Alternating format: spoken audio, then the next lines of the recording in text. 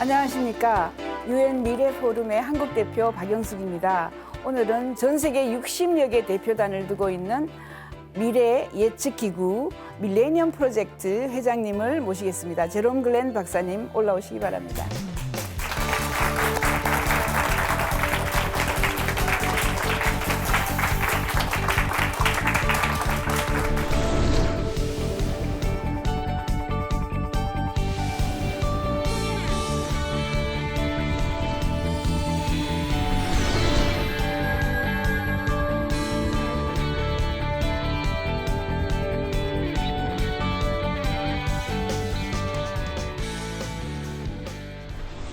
We all know that a lot of change is happening around the world today. And it doesn't matter whether you're a theist, an atheist, a Canadian or an American, or a German or a French or Chinese.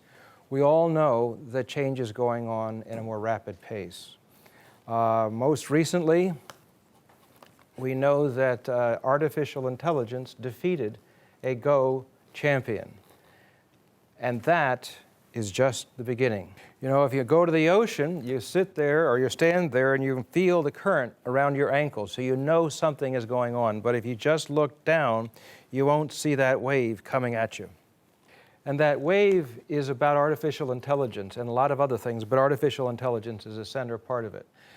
The program that beat the Go champion, and the program that beat the chess champion, and the program that beat the Jeopardy contestants, those programs were written by human beings to intelligently do things that we by ourselves as champions didn't do, but they were still programs that did not rewrite their own code. So when an artificial intelligence can be connected to the Internet of Things, ubiquitous computing around the entire world with sensor networks, then it can learn from feedback worldwide to rewrite its own code, which means it learns second by second by second on a global basis. Now, we're not sure when that's going to happen. Futurists do not know the truth of the future, but we know more about the possibilities than people who don't study the future. So I'm not going to give you a specific date, but I'm willing to take a bet. By 2030, this stuff will begin to happen.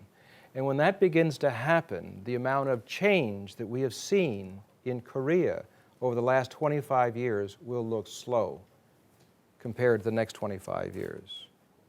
Because Moore's Law made a lot of that change in the last 25 years. This is where computer capabilities doubled and the price went down and everything moved and moved and moved and moved, right? But that was when it didn't do its own coding. When we start to do writing its own code into artificial general intelligence, then that will make Moore's Law look slow. The next thing that's going to speed up the acceleration of change is computational science. Computational science is where you do a simulation of reality, and you can have people dedicate part of their computers around the world to collaborate on correlative studies and matching of different molecules for cancer research or other kinds of things, so that you can literally create 1 million computers around the world that dedicate some of their time to collaborate on scientific research. That's making a supercomputer capability on the fly for no money. That has been done for the SETI at home, the extraterrestrial information that they're matching up with NASA. It's been done for cancer, and it will be done increasingly, so that any problem you can define specifically and that you can match that up in some sort of large databases in the cloud can be done and be created for supercomputer capability on physics, biology, chemistry, engineering, which will accelerate science much faster, because in the past you had to have a laboratory, do experiments, do the tests, publish results, get the feedback. You're looking at years. Here you're looking at days. Now, you may have noticed in newspaper articles about nuclear bomb testing, not like North Korea, but when the U.S. does nuclear bomb testing, they don't actually drop a bomb and test it. It is done in computational physics. It's a simulation. That's how they're doing it. And this has been going on for years. It just hasn't gotten out to the public, where an individual acting alone can define a problem, announce to the internet, everybody that wants to play, download this software and we'll create a supercomputer to solve the problem. That is possible coming up.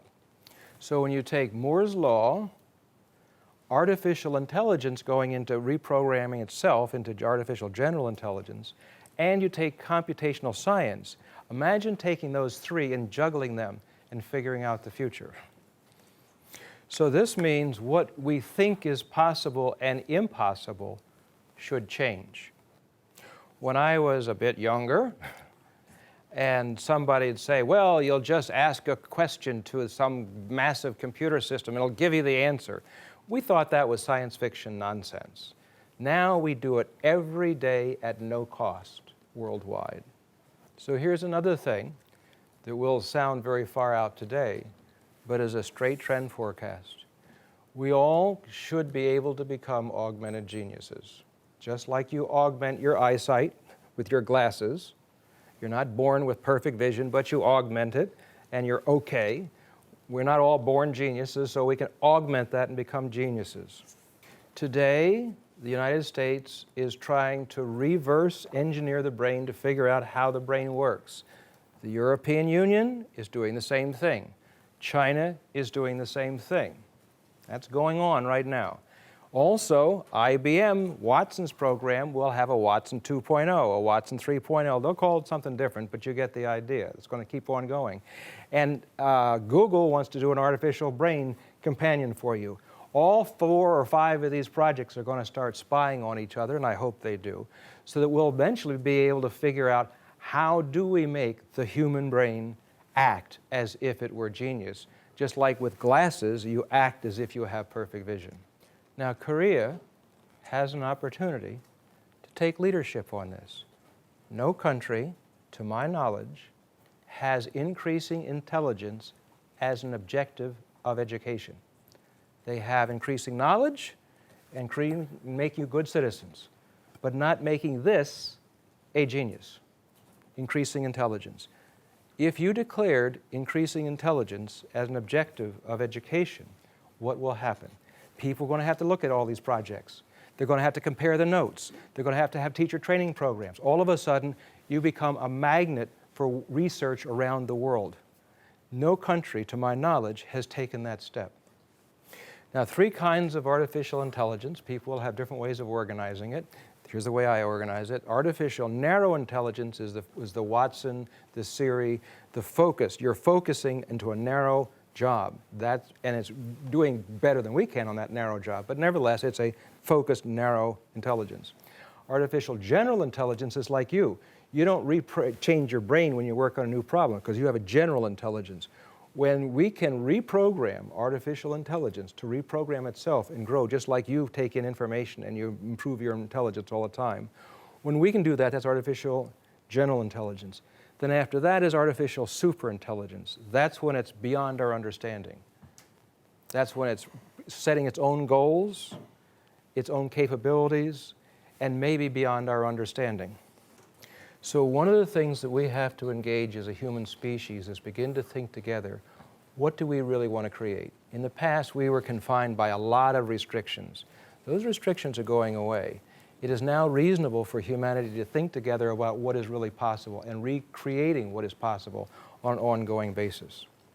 In the past, we tended to look at the future in very narrow ways, like what's the future of artificial intelligence, or what's the future of synthetic biology, or what's the future of nanotechnology, or what's the future of politics, or what's the future of religion. And we looked at these things as separate items. Now in technology, we find that that's not what's the best way to do it. What's the best way to do it is to look at the integration, the synergies, combinations of technologies. If we were to do a forecast of the telephone 30 years ago, we wouldn't have said a flashlight.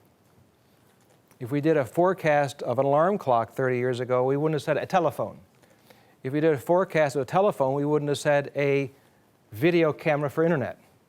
But what do we have now? We have a smartphone that does all of these things, and far more than we can even understand because you've got access to all these apps, for God's sake. So we have no idea what the capability of of our telephone is today.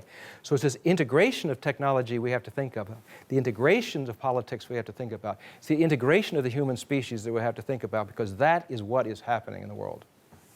So here's a better way of looking at the future of technology. You know that a Rubik's Cube, you can move it around and try to make new combinations.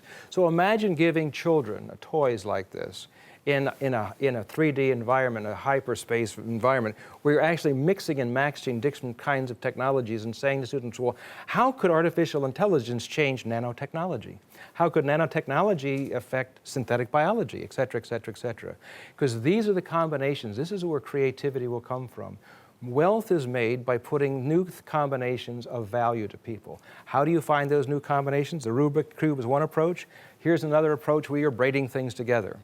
Now, you can also look at it on a larger scale as well. Think of biology and technology. How does that integrate? You can think about artificial intelligence and the built environment. How does that integrate? How do those four together overlap? That's going to give you good characterizations of what the future might be like. Now, one of the things that's being experimented on, and I believe here in Korea as well, in other countries as well, is the idea of the old contact lens. All that did is it gave you, a better way to see at a distance. Well, what happens if that contact lens has internet access? What happens if it has voice recognition and synthesis? What happens if it can diagnose parts of your body and so forth? Imagine mentally living in more than one reality at a time. So as you're giving keywords, up comes in your virtual space that you're looking through the contact lens, you're seeing different realities, just like you have augmented realities. You take your smartphone and you can see restaurants in a certain area and so forth, but that's just one. But then imagine you have other kinds of things. So imagine in another generation or two looking back at yourself, your grandchildren looking back at you and saying, Mommy and Granddaddy, did you actually live in one reality at a time? How boring. Your brain has got the ability to do all kinds of things. We talk about it only using 10%. Well, let's get it on. With this little device, you might be able to live in many realities simultaneously and get used to it. Now, futurists have think tricks to help them put all this vast amount of information together in some sort of coherent way so you don't go nuts. One of the think tricks is a cross-impact matrix here. So the idea here is you could list, for example, some technologies down one side and list the same ones across the top. But they could be anything. They could be new ideas or whatever. So you say, well, how can the things on this side impact on the other ones? This is how you find out what new combinations of politics, of government, of environment, or in this case, technology, how they can fit together. I guarantee you that if someone actually listed these future technologies down on one side and repeated them across the top and said, how can nanotechnology change synthetic biology? How can nanotechnology change artificial intelligence, et cetera? And you went through the whole and try to answer every single little box. I guarantee you will have ideas in your mind that you have never had them before. The elements of them were in your brain all the time because you're getting all this information. All this does is help you get more intelligent about the combinations.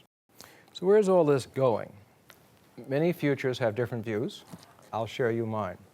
After 40 years of experience in futures research, I think that what's really happening is we're offloading our consciousness, behaviorally speaking, offloading our consciousness into the physical environment, and we're taking all kinds of futuristic technology and integrating it on our bodies and in our bodies. So we will become cyborgs, not the crazy science fiction cyborgs. After all, part of the job of science fiction is to warn us about what we don't want to do. So what we're going to integrate, just like eyeglasses is early, you're early cyborgs with the glasses, right? All the astronauts, the cosmonauts, and submariners, you're dependent upon technology for a vital function. Increasingly, that is happening. It's measurable. There's no question about it. And I see nothing slowing that down. At the same time, we're going to be putting sensors in the Internet of Things is one of the early ideas of this. The whole physical environment seems to become sentient.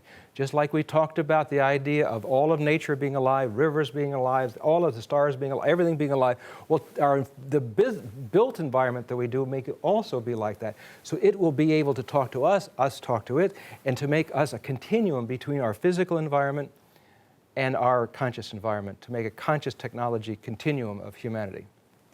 Now, there's no guarantee that such a conscious technology future will be good. Just like the Industrial Revolution had some good stuff and had some bad stuff.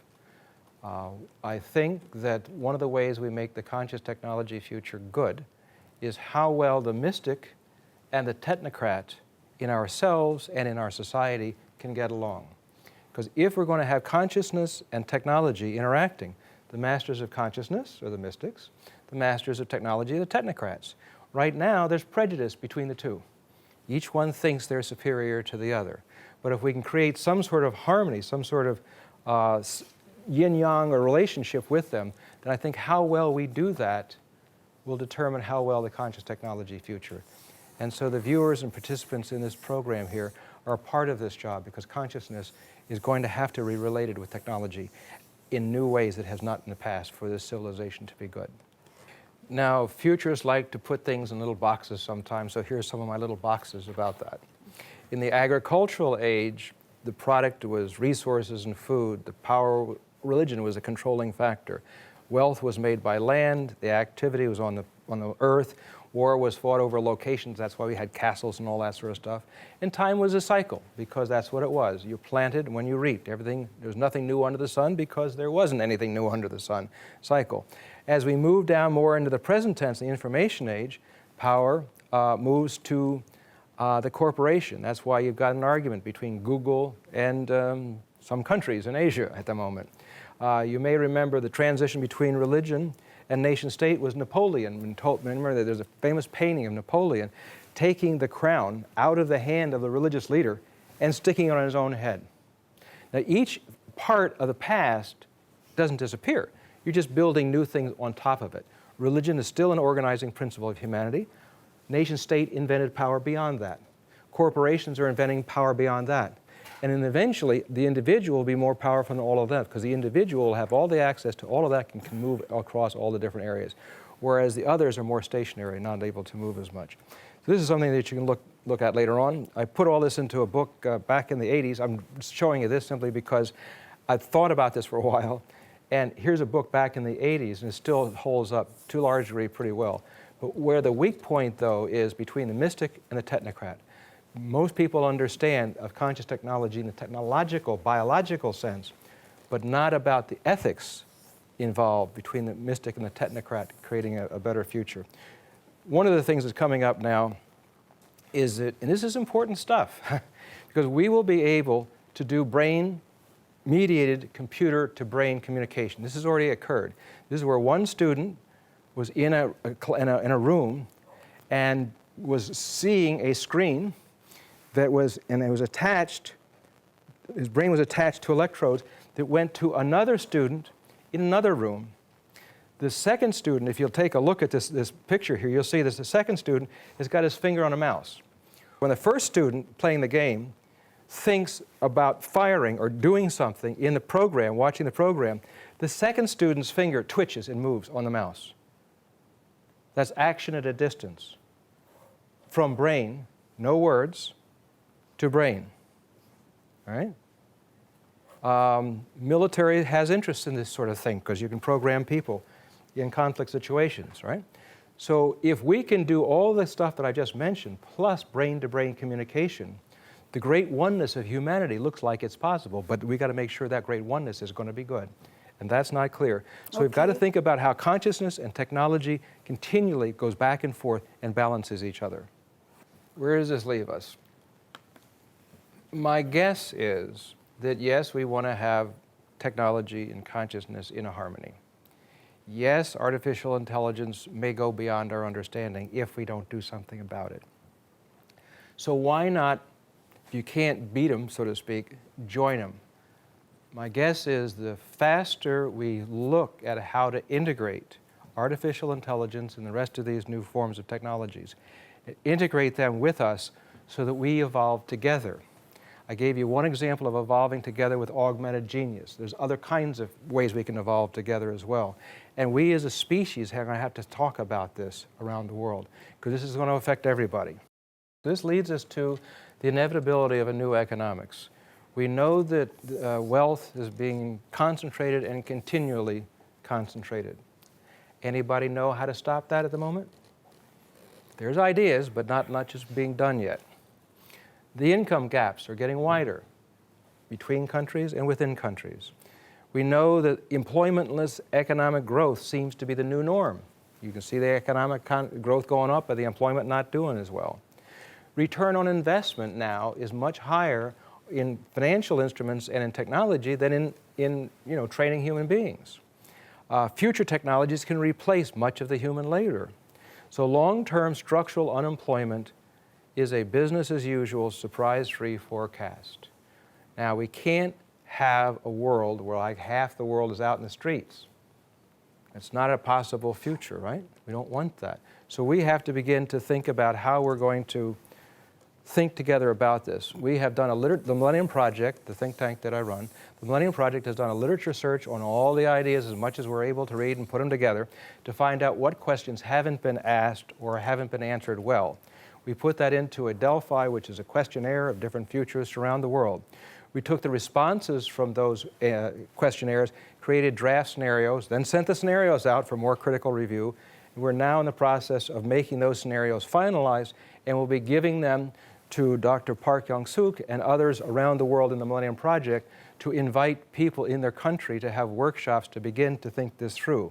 When they come up with their suggestions and ideas and strategies, then we want to bring those into one integrated package and then give them back to every country so that we would initiate a rational, intelligent conversation about how we can make this economic transition without the difficulties of previous transitions. So the three scenarios, the first one is it's complicated, a mixed bag. That's basically projecting all those interactions of technology, all that sort of stuff I talked about, sort of projecting it out into 2050. What's it like? How did we get there? So there's both good and there's bad. It's a mixed bag, sort of like the present tense, except more so out into the future. The next one is we don't make these intelligent forecasts. We don't listen to the futurists. We ignore making serious decisions. Political gridlock continues, and we have a mess. The third scenario is if humans were free, self-actualizing economy. The idea of humans are free, when I was a bit younger, I might write a proposal, and if the proposal was turned down, I wouldn't do the project. But what if I was free? I wrote a proposal and just started doing it. Now, why don't I do that in the past? Well, because I figure that self-worth, self-value is defined by your work, and your work was defined by somebody else saying it was okay. Right? That's basically how it works. So, but if we had an increasing amount of wealth being produced by these new technologies, and if enough of that can also then be returned to people who are being unemployed, then you don't have to work to make a living. You'll still have enough money so that you can actually eat and shelter yourself and lean back and think, well, what should I do? I'm a unique human being. When I work in a job somewhere, that not all of me is used. So if I was able to self-actualize myself, how do I want to be? And if I was given that freedom, that time to think about it, I might find markets for my activities around the whole world, not just in my neighborhood. So the purpose of work could be self-actualization rather than earning a living if we're able to make this transition. But we don't know if that's going to happen. But that's what that scenario is about. So one approach to trying to keep track of all this stuff is called collective intelligence. It's hard for each one of us to keep track of all this information. But we know that all that information is all in the brains of all these human beings all around the world. So how do we organize all that stuff? We call it collective intelligence. So collective intelligence is a system with three parts. The human brain's information and the hardware, how these three can interrelate and change each other. A relational database does not change your email. Your email does not change your spreadsheet and so forth. They're separate systems. What we need, the next step in the evolution of information technology, is collective intelligence. And we put together a collective intelligence system on these future ideas called the Global Futures Intelligence System. And you can access this one by the address themp.org and see how that goes. And then people around the world, we hope, will engage in that so we have an organized platform for the growth of our collective intelligence together as a species, because these things all affect all of us. It's no longer just nation states.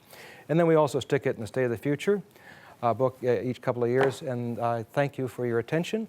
And I do hope a great future for Korea. Thank you for your lecture. All the internet systems and networking, and we need that electricity is right, but we have to think about some damage from the universe, like solar energy and something like that. What do you think about the impacts of that? Some kind of the shocks from the universe that into the internet system or electricity system and networking system in the future. Well, actually, there is some research that just came out last year that has not been verified yet. But it's important for humanity to know about this. For those of you who know, the magnetic poles of the Earth, every so often they switch, right? And before they switch, the strength of the magnetic poles goes down a little bit, and then they switch. The magnetic strength of the poles are going down right now. So people will go, well, okay, no problem, because it switched before, and somehow vegetation and so forth, it continued on. But the research that I'm referring to is different. It went at the strengths throughout history, the long view of history. And it found that there's a slow decrease in the magnetic strength overall of the poles, not just simply the switching, but it's going down a little bit all the time, which stands to reason because nature says entropy, things do run down. There may be synergy of consciousness, but there's at least entropy in the physical energy world. If that's the case, the person ran the model and forecasted that by 500 years, the magnetic, for those of you who don't know, the magnetic poles has this magnetic bubble around us that protects us. So the sunshine hits us and goes mostly around us. Just a little bit comes in. If enough more came in, we'd be dead. So we need this magnetic container. But the strength of that container, it seems, going down. We're going to do more research, and if it turns out that that is the case, that 500 years we may be toast, we have a choice of living underground, living in the ocean, or maybe space migration. My own preference is space migration. Life goes to where it's not. We went from the oceans to the land, and now we go in the air and in space. So it makes sense. And there is a philosopher who made the point that as a human zygote in the body does not know what it is when it grows up, and when it comes out and gets born, it's 100% dependent upon the parents, the mother first and also the parents. 100% dependent, just like we're 100% dependent on the sun. 100% dependent. So the analogy is that humanity may not know what it really is until it grows up beyond the solar system, in the same way that the zygote doesn't know what it is until it gets born and grows up beyond the parents. Can I ask one more question? Sure. I think that we already have too many the overpopulation problem in the small Earth, and do you think actually the future technology can solve all the problems related with population? Right. Can it be possible? Yeah. Population and resources is a relationship that can change if human behavior changes. If we make all of our energy from coal, that's a different... Oil. Yeah, if we do that, that's one kind of future. If we did it from geothermal energy, from solar, from wind, and all these renewables, that's another future. So it's not just simply, it's not an absolute number saying there can only be so many people on the earth for nature to support it. Nature's not supporting it, at least in the sense of renewing nature. Now, we're already using more of nature than nature is replenishing. So we're already, as your question I assume is pointing out, already in trouble. Now, can we act quite differently in the future to have much fewer resources and much smaller environmental impacts? Absolutely. However, you also know in Korea that your fertility rate is going down. Russia's going down. Japan's going down. Italy's going down. And even in high fertility rate areas like Kenya, its rate is beginning to go down too. So it is quite possible that we're at the beginning to be a bell curve. All right? Now, that doesn't mean we're safe. But some things, since you ask about how can technology play in this, here's an example. There's two kinds of nanotechnology. One is you make a big machine to make little things. That's what we have today. The other doesn't exist yet. It's where you make little things that make bigger things that make bigger things and they build up. That's the nanotechnology promise of the future. So like a magic? No, this is not magic. Yeah. You can look up nanotechnology. Eric Drexler, he coined the term nanotechnology, actually.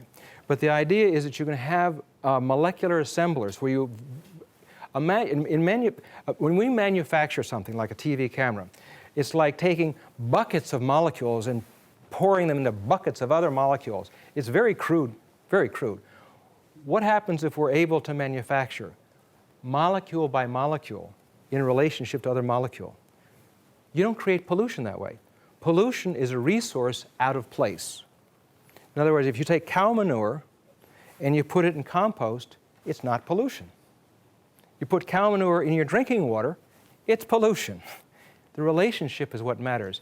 As we get more precise, molecularly precise manufacturing, pollution goes away, efficiency goes up, long-term, but that's just one of the technologies. So yeah, we can live far more environmentally intelligent than we are. We know a lot about how to do that, but we're not making the decisions quickly to do it. We've known since Thomas Edison that coal was a problem. We've known this for a long time. We're still building coal plants. Are you talking about the free energy system? It's like a 0-point energy, something like that? There's some progress on that. I got to admit it. There's some progress on that. But so far, we don't know if it'll ever be able to be scaled up. It may be. I don't know.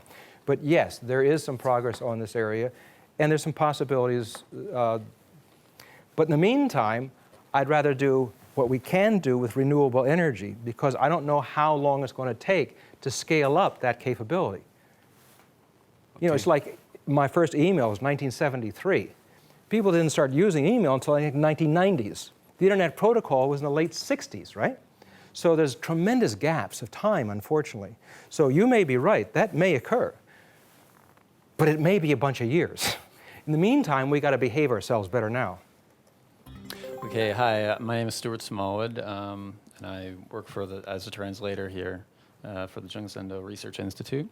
And my question is about maintaining the value of the individual as we become more integrated with technology. Now, the obvious trend that you spoke, and the overriding theme that you spoke about was integration of technology, integration of ideas. Not just networking, but almost the sense that technology, robotics, all of these things, not only in a networking sense, but almost in a physical sense, are going to be integrated to the point where perhaps there's not even any way that we can uniquely define them.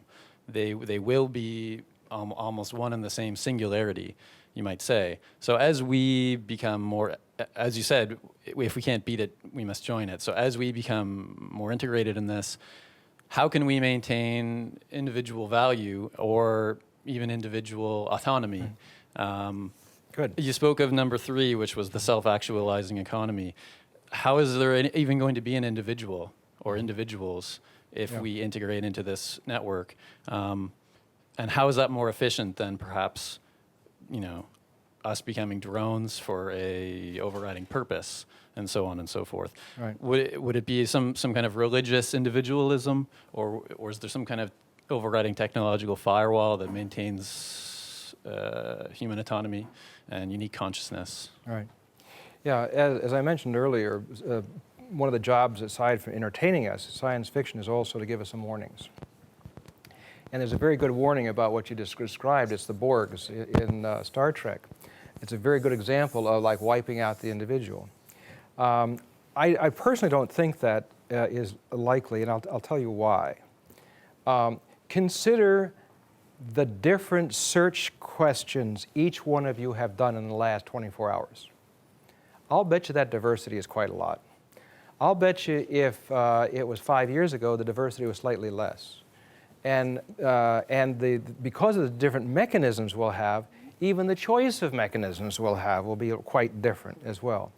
So although like for example, I am in a sense integrated in the internet by my emails and websites and collective intelligence and all that sort of stuff.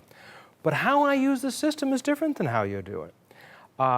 If we were all farmers many years ago, the diversity of the individual wasn't that much. People would argue, well, yeah, but look at airports. They're all the same. Isn't it making us all the same? I'm saying, but look at the diversity of the consciousness going through those airports. So I think, I think that the reverse is actually more likely, is because you are hopefully free to choose this, like in a menu. Imagine you go to a big bunch of food. There's a lot of food there. There's all the same choices, but there's too many choices for one person to do it all. So your selectivity may be, your individuality and your individual consciousness and development may be even more yourself than copying. If we're all working in a financial investment house, you know, cranking away the numbers the same way, that's one. But if I'm actually able to have part of my time in financial investment, part of my time in teaching people juggling, part of et cetera, et cetera, et cetera, am I more me as a result of that? I think so. But I want everybody to think about that question all the time. Some things we have to work on all the time. It's like cyber espionage, cyber war, information war. I don't see an actual end to it, but I see that we have to be vigilant about it. It's an intellectual arms race all the time. So the idea of protecting our souls, so to speak, we have to do all the time. But I think that we'll win that. To kind of branch off from that a little bit, it's the same idea. But as we integrate into certain networks, in the same way that as our finances become integrated into networks and so on, we become more susceptible to external influence and breaches from either bad actors or even the government, as we see surveillance increasing and so on. Right. So not even surveillance. So how do we protect ourselves from, you know, further surveillance, but also how do we protect ourselves from actual physical manipulation of the way that we think? We already see manipulation in the sense of public relations, mass marketing, and so on and so forth, which is the attempt to change the way that we think. But as we are actually physically integrated or, you know, mentally integrated into these networks, that's, I guess, the biggest fear that I would have would be that you actually have these external forces that are changing the way that you think, breaching your consciousness. Yes, and I agree. It is terrifying to me to see relatively quasi-alert people still saying climate change is not real. I mean, I first wrote about climate change in 1973.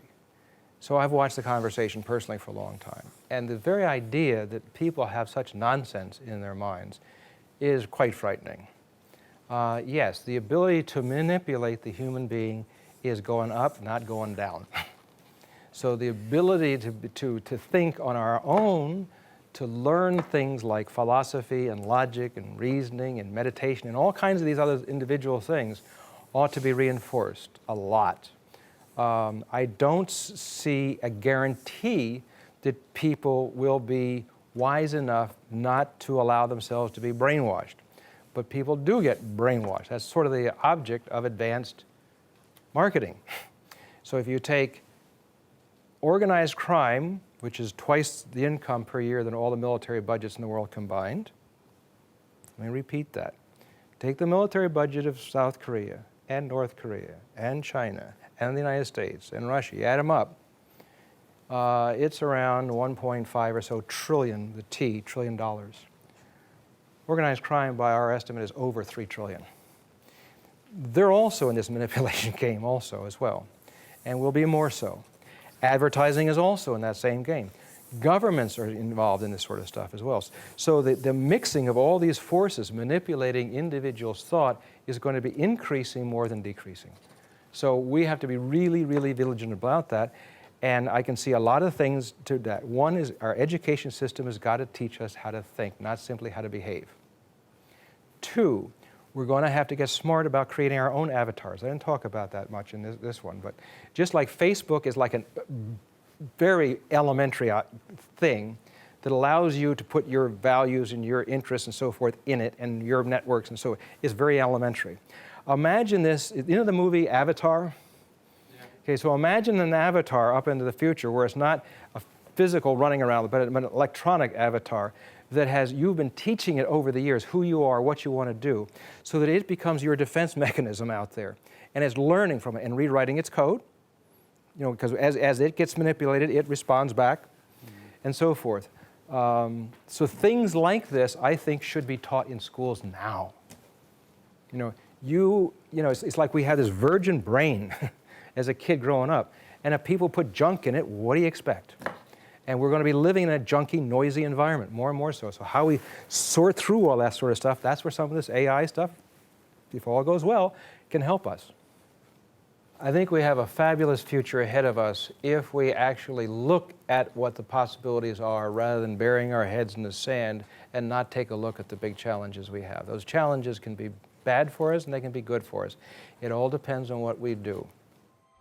여러분은 장시간 제롬글렌 박사의 인공지능과 의식기술 시대의 사회 변화, 다양한 문제점을 우리가 어떻게 해결할 것인가, 2050 이제 일자리 문제는 어떻게 변화가 다가오는가에 대해서 말씀을 들으셨습니다. Well,